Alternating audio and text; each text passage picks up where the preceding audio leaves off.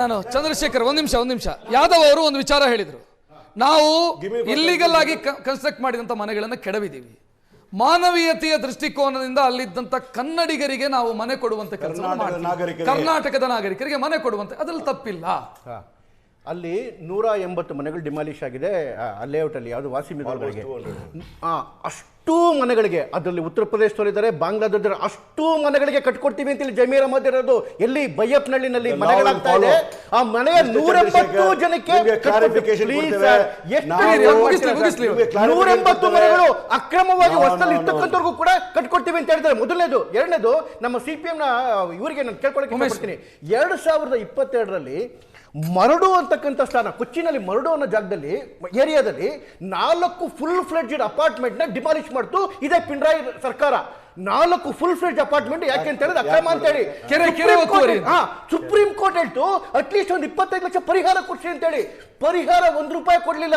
ಇವ್ರು ಯಾವ್ಯಾವ್ದು ಬೇಕು ಎಲ್ಲವೂ ಅಕ್ರಮ ಅಂತೇಳಿ ಪಿಣರಾಯಿ ಸರ್ಕಾರ ಅಲ್ಲಿ ವಜಾ ಮಾಡುತ್ತೆ. ಅಲ್ಲಿದ್ದ ಹಿಂದೂಗಳ ಮನೆ ಹೋಯ್ತು, ಎಲ್ಲ ಕ್ರಿಶ್ಚಿಯನ್ ಮನೆ ಹೋಯ್ತು, ಮುಸಲ್ಮಾನರ ಮನೆ ಹೋಯ್ತು, ಅಲ್ಲಿ ಸರ್ಕಾರ ಮಾತಾಡಲಿಲ್ಲ. 22ರಲ್ಲಿ ಆಗಿದ್ದದು, ಇನ್ನು ನಡೀತಾ ಇದೆ ಕೇಸದು.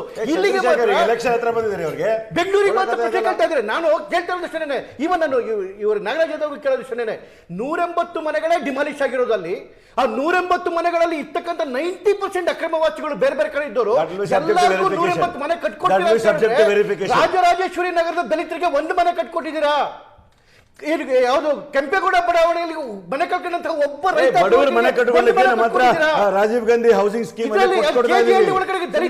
ತಮಿಳ್ ದಲಿತರು ಒಬ್ಬರಿಗೆ ಒಂದು ಮನೆ ಕಟ್ಕೊಟ್ಟಿದ್ದೀವಿ. ನಾನು ಹೇಳಿದ್ದು ಆಗ್ಲೇ ಒಂದು ಮಾತಾಡಕ್ಕೋದೆ. ಯಾರು DK ಶಿವಕುಮಾರ್ ಹೇಳ್ತಾರೆ ಇಲ್ಲಿ ಸಂವಿಧಾನವನ್ನ ಪ್ರಕಾರ ನಾವು ಮಾಡಿದೀವಿ ಅಂತ ಹೇಳಿ, ಅಲ್ಲಿ ರೇವಂತ್ ರೆಡ್ಡಿ ಹೇಳ್ತಾರೆ ಮುಸಲ್ಮಾನಿಂದ ಕಾಂಗ್ರೆಸ್ ಅಂತ ಹೇಳಿ. ಇವತ್ತು ಗೆದ್ದಿದ್ದು ಯಾವುದು? ವೇಣುಗೋಪಾಲ್ ಇಂಟರ್ಫಿಯರ್ ಆದ್ಮೇಲೆ ಮುಸಲ್ಮಾನಿಂದ ಕಾಂಗ್ರೆಸ್ ಅನ್ನೋದೇ ಗೆದ್ದಿದ್ದು. ಇಲ್ಲಿವರೆಗೂ ತಲೆ ಹಾಕ್ತಾರೆ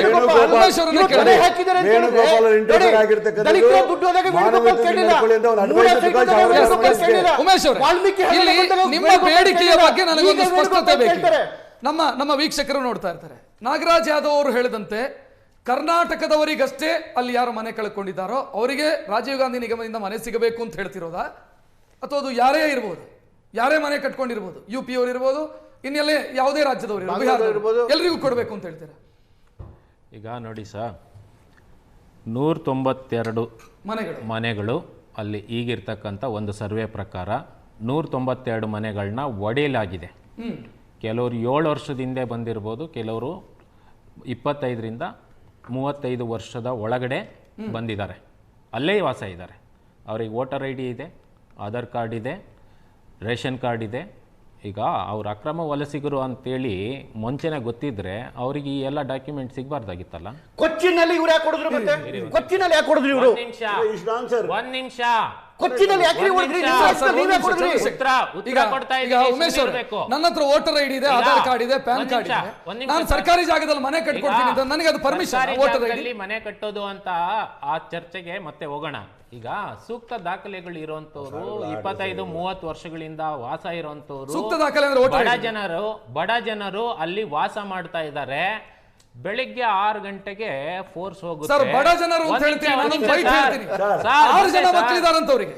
ಯಾರಿಗೆ ಸರ್? ಹೆಂಡತಿ ಗಾರ್ಮೆಂಟ್ ಅಲ್ಲಿ ಕೆಲಸ ಮಾಡ್ತಾರೆ, ಗಂಡ ರಿಕ್ಷಾ ಓಡಿಸ್ತಾರೆ. 6 ಜನ ಮಕ್ಕಳು, ಮಕ್ಕಳನ್ನ ಸಾಕ್ತಿದ್ದಾರೆ. ಅಸ್ಲಂ ಒಂದು ಮನೆಯಲ್ಲಿ 2-3 ಫ್ಯಾಮಿಲಿಗಳಿದಾವೆ, ಜಾಗ ಇಲ್ಲ. 2-3 ಫ್ಯಾಮಿಲಿ ಇದೆ. ದಯವಿಟ್ಟು ಸೈಟ್ ವಿಸಿಟ್ ಮಾಡಿ. ಸುಮ್ಮನೆ ಕೂತ್ಕೊಂಡು ಸ್ಟುಡಿಯೋದಲ್ಲಿ ನಾವು ವಿಸಿಟ್ ಮಾಡ್ಬೇಕು. ಒಂದು ಎಲ್ಲಿ ಕ್ಲಿಯರ್ ಮಾಡ್ತೀನಿ. 192 ಮನೆಗಳನ್ನ ನಿರ್ದಾಕ್ಷಿಣ್ಯವಾಗಿ ಒಡೆದಿದ್ದಾರೆ. ಅದು ಕಾನೂನು ಬಾಹಿರ. ಒಂದು. ಎರಡನೇದು,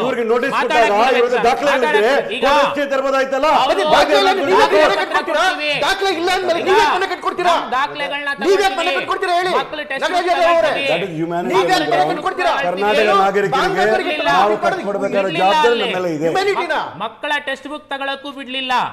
ಗ್ಯಾಸ್ ಸಿಲಿಂಡರ್ ನ ಹೊರಗಡೆ ಇಟ್ಕೊಳ್ಳಿ. ರಾಜಕಾಲುವೆ ಒತ್ತುವರಿ ತೆರವು, ಕೆರೆ ಒತ್ತುವರಿ ತೆರವು, ಅಲ್ಲೂ ಕೂಡ ಬಡವರ ಮನೆಗಳು ನಿರ್ನಾಮ ಅವರಿಗೂ ಕೊಡ್ತೀರಾ ಮನೆ? ಅವ್ರಿಗೆ ಕೊಡ್ತೀರಾ? ನೋಡಿ, ಕರ್ನಾಟಕದಲ್ಲಿ ಇರ್ತಕ್ಕಂಥ 6.5 ಕೋಟಿ ಕನ್ನಡಿಗರ ಸರ್ಕಾರ ಇದು. ಯಾರೇ ಇಲ್ಲಿಗಲ್ ಆಕ್ಯುಪೆಂಟ್ ಇದ್ದರೆ ನಾವು ಕ್ರಮಗಳನ್ನು ಕೈಗೊಳ್ತೀವಿ. ಆದರೆ ಆ ಬಡವರಿಗೆ ಏನಾದರೂ ಮನೆಗಳು ಕೊಡಬೇಕು ಅನ್ನೋದ್ರೆ, ಅವ್ರಿಗೆ ತೊಂದರೆ ಇದ್ದರೆ ಬಡವರಿಗೆ ಎಕನಾಮಿಕಲಿ ವೀಕರ್ ಸೆಕ್ಷನ್ ಮನೆಗಳು ಕೊಡಲಿಕ್ಕೆ ನಮ್ಮ ಹತ್ರ ಸ್ಕೀಮ್ ಇದೆ, ಕೊಡ್ತೀವಿ. ಅವ್ರ ಆದರೆ ಕರ್ನಾಟಕದ ನಾಗರಿಕರಿಗೆ ಆದರೆ ನೀವು ಸರ್ಕಾರಿ ಜಮೀನು ಎನ್ಕ್ರೋಚ್ ಮಾಡ್ತಾ ಇದ್ರೆ ಕಣ್ಣು ಮುಚ್ಕೊಂಡು ಕುತ್ಕೊಳ್ಳಿಕ್ಕಾಗಲ್ಲ. ವೇಣುಗೋಪಾಲ್ ಹೇಳ್ತಿರೋದು ಮಾನವ ಈ ಮಾತಿಗೆ ನೀವು ಬದ್ಧರಾಗಿರ್ಬೇಕು. 100%. ಕರ್ನಾಟಕದ ನಾಗರಿಕರಿಗಷ್ಟೇ ಮನೆ ಕೊಡ್ತೀವಿ ಅಂತ ಇವತ್ತು ಸಂಜೆ ಮೀಟಿಂಗ್ ಅಲ್ಲಿ ಬದ್ಧರಾಗಿರ್ಬೇಕು. ಕರ್ನಾಟಕ ನಾಗರಿಕರು ಕನ್ನಡಿಗರು ಯಾರಂತಾರೆ, ಯಾರು 15 ವರ್ಷದಿಂದ ಜಾಸ್ತಿ ಇರ್ತಾರೆ ಕನ್ನಡಿಗರು ಆಗ್ತಾರೆ ಗೊತ್ತಾ ನಿಮ್ಗೆ?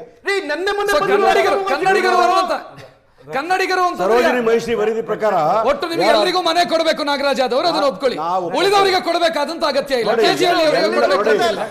ಎಲ್ಲ ಬಡವರ ಪರವಾಗಿರ್ತಕ್ಕ ಸರ್ಕಾರ ಸೆಲೆಕ್ಟಿವ್ ಮಾನವೀಯತೆ. ರಕ್ಷಿತ್, ಮೂಲತಃವಾಗಿ ಹೇಳ್ಬೇಕು ಅಂದ್ರೆ ಕೇರಳದ ಮುಖ್ಯಮಂತ್ರಿ ಬಂದು ಇಲ್ಲಿ ಬಂದು ಆಡಳಿತದಲ್ಲಿ ಹಸ್ತಕ್ಷೇಪ ಮಾಡ್ತಾರೆ. ಅಶ್ವಿನ್ ಅವರೇ ಥ್ಯಾಂಕ್ ಯು, ಉಮೇಶ್ ಅವರೇ, ಚಂದ್ರಶೇಖರ್ ಅವರೇ, ಯಾದವ್ ಅವರೇ ಧನ್ಯವಾದವನ್ನ ಹೇಳ್ತಾ ಕಾರ್ಯಕ್ರಮವನ್ನು ಮುಕ್ತಾಯಗೊಳಿಸುವಂತ ಸಮಯ. ನೇರ ದಿಟ್ಟ ನಿರಂತರ ಸುದ್ದಿಗಾಗಿ ನೋಡ್ತಾ ಇರಿ ಏಷ್ಯಾನೆಟ್ ಸುವರ್ಣ ನ್ಯೂಸ್. ನಮಸ್ಕಾರ.